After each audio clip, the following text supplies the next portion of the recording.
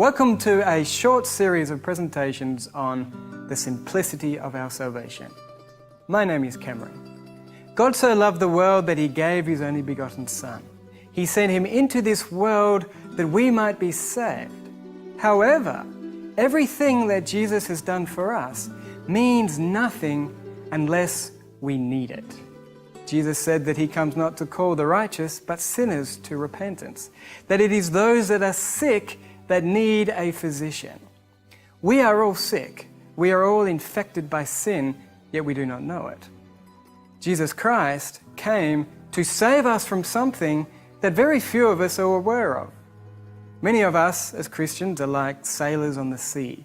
When times get tough, we cry out to God, but when it is easy going, we forget all about Him. We need to recognize our condition. If we will recognize our condition, then we will always have a sense of need. In Isaiah 64 verse 6, it tells us that all our righteous acts are as filthy rags. That word, righteous acts, means that everything that we can do, because of the sin in our hearts, everything that we touch is polluted with sin. We cannot do the works ourselves. We must have a faith that will bring us another working. That's why in Romans 14 verse 23, it says, that which is not of faith is sin. There is a phrase that's often used, righteousness by faith. Let's think of that word as right doing by faith. Our faith must bring into our lives the doing which is acceptable to the law of God.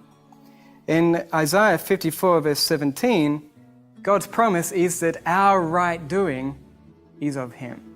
That He will work in us to will and to do of His good pleasure, as it says there in Philippians chapter 2 verse 13. Note verse 12.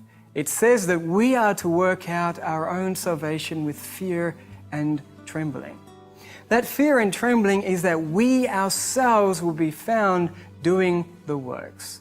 It is God who is to work in us both to will and to do. If we are performing the own doings in our lives, it is filthy rags. It is sin. We must have faith that will bring us the doing of God into our lives.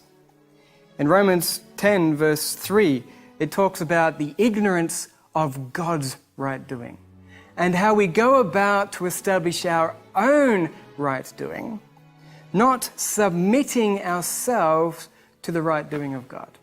Because God has promised, and what He promises, He will perform it if we will let Him do it. However, He says in Philippians 4:19 that God will supply all our needs by Jesus Christ. But in John 5 verse 30, it says that Jesus of Himself could do nothing. So we can do nothing and He can do nothing, but through Him comes the right doing of God. Let's have a look in our next time how this works. Thank you.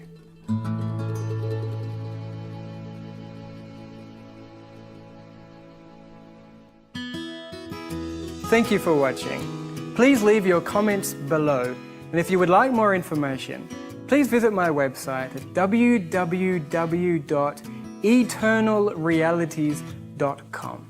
God bless you.